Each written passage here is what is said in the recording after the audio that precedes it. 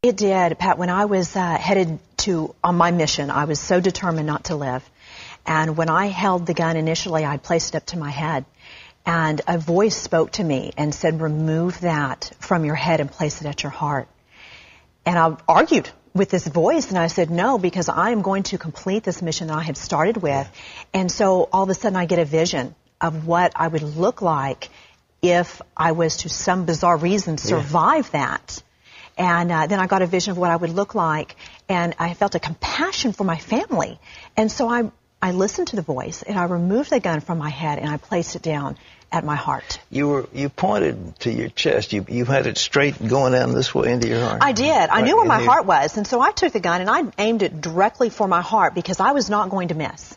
And I wanted that gun to send me into eternity because I was so desperate for my pain and my suffering to end. So you pulled the trigger and there was a loud bang, and then what happened? Pat, when I pulled that trigger, I knew my body was dying. I felt the blood rushing through my lungs. Death gripped my body. I became blind. I became deaf. And as my soul left my body, I began traveling faster than the speed of light. And I began falling and falling and falling. And all of a sudden, this explosion happened on the inside of me. It was as if there was like a sulfuric type acid burn that consumed me in every way. It was so hideous and terrifying. There are no words to describe the level of pain and the type of burn that I was experiencing. What was it? It was hell, Pat. It was what the Bible describes as hell. It was the fire of hell. And when I looked around, not only was I in a place of death, but I now had become death. I was no longer in a place where there was peace. I was in a place of total torment. Were you terrified? I had become fear. Oh, you've become fear. I had become a being of fear. You know, the Bible describes that death is the absence of God. Yeah, yeah. And so in the absence of God, in the absence of anything good, your soul actually transforms into a being of fear, which is the opposite of love. So my being, my person turned into a being of fear, a being of pain, a being in total isolation. There weren't anybody else around you. Pat, I could look out and I could see thousands, millions of people that were all around me, but I was unable to communicate with them. Was it like a lake? Was it molten? It was like I don't know that it was like a lake. There was it's hard to describe. I guess you could say it was like, it was a huge sea of people. Yes, and there were many, many chambers that were all around me. And all of the people that were there were in the same formless being, screaming out in agony and total terror in a hideous scream. Then there was no end to it, Pat. There are no words to describe how horrific this was. They were screaming in agony. They were screaming in agony, and because they had become total beings of death. Yeah. And that's hard for the physical mind to understand those things. But when I would look at it, I remember looking at an individual particularly, and they were as close to me as you are. And when I saw them, Pat, I knew everything about them. I knew every sin they had committed. I knew my knowledge about their life was completely full. Mm-hmm. I knew everything they had done wrong. I knew their thoughts. I knew their emotions. I knew the will. I knew everything I could think upon. My wisdom was in its fullness. It was like a Harvard degree instantly, but it didn't matter. It didn't matter. In that hideous state of a burning torment, the only knowledge that mattered was that Jesus Christ was Lord. And here I am in this state of agony, indescribable agony, and the only thing that mattered was that I never surrendered to the lordship of Jesus Christ. Was this like regret in your mind as part of that fear? Absolutely regret. There was so much regret and shame and guilt that I had believed a lie and that I had believed the deceit. And when I looked out across lake, across the heavens, I could see the entire universe, Pat. And it was like the earth was magnified. And there was a mutual feeling, a mutual understanding of everyone, the thousands, millions of people that were there with me, that we did not want anyone to go where we were. We wanted people to go back to earth and warn everyone, don't believe the lie. Do not be deceived by your enemy. Do not come here. Is that in your mind prior to this that ever could have seen anything as horrible as that? No. Never. And now I read the Bible and I see the Bible how it describes hell. Yeah. And I look at my experience and there are no words to describe what I experienced, Pat. Was there any end to it for these people? No. There was no end. No end. And you could look across the Gulf expanse and you could see heaven. You could see the peace, the joy, the love, the wholeness. And you knew you were never going to experience that because time does not exist in eternity. Time does not exist at all.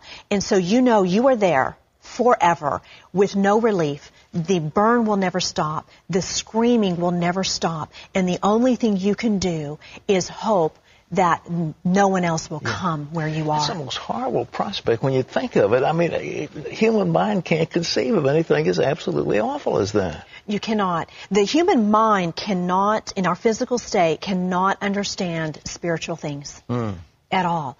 But you know, Pat, what is so amazing is God's love was so incredible that before I actually shot myself, I cried out to God to forgive me. And in that cry of desperation of forgiveness, God heard me. And He is so faithful to His word and to His promise that in my screaming and in my agony and in the revelation of what I experienced, God came down from heaven and this hand scooped me up, Pat, and picked me up. And I realized I was not in hell because I shot myself. Because no act can take you to hell as if no act can take you to heaven. We are saved by faith. Yeah, okay. And so I realized that I wasn't there by my actions. I was there because I didn't receive Jesus as my Lord.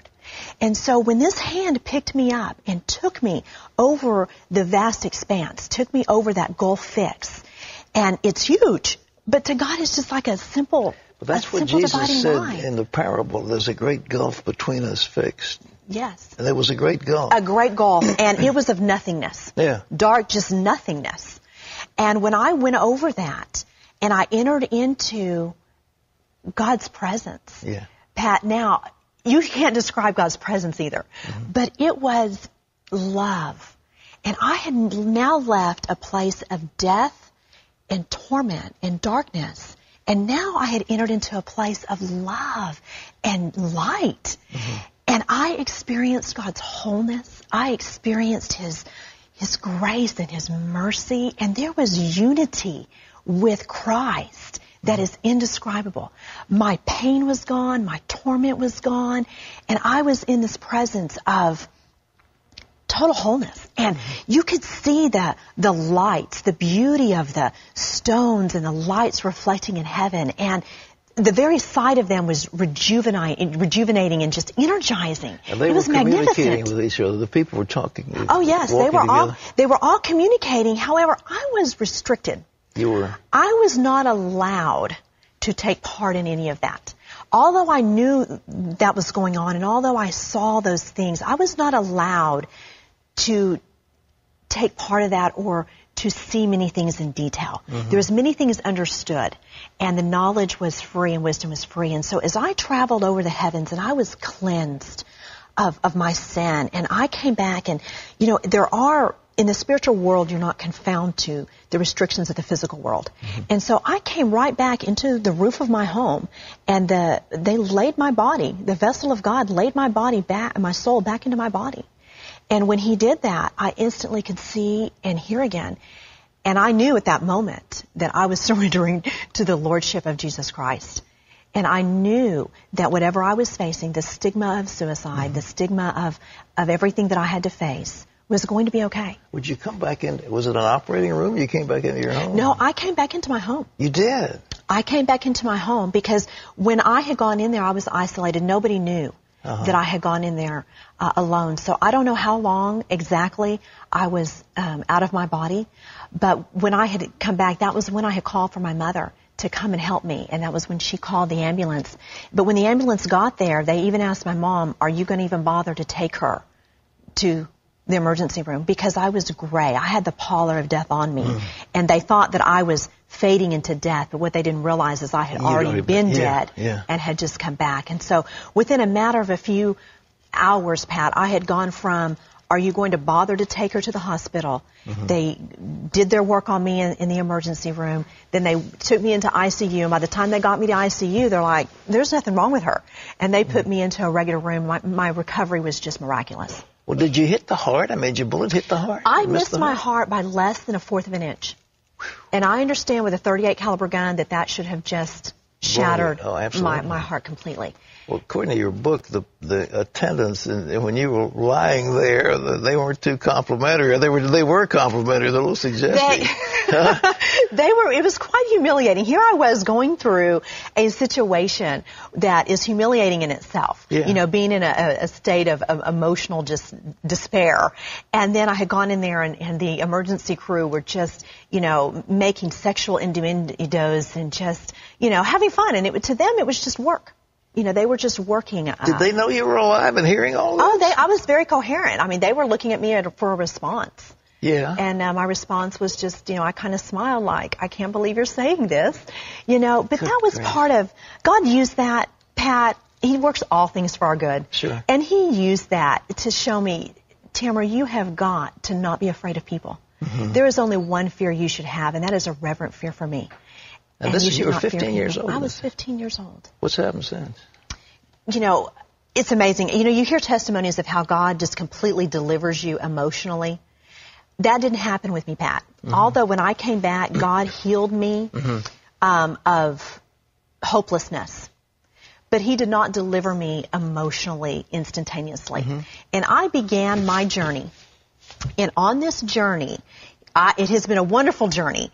God has begun to teach me how to take the promises of His Word and apply them to my mind and apply them to my emotions. So God has, through a process, completely delivered me and made me whole, where I am no longer emotionally distressed or depressed or sad or lonely or rejected.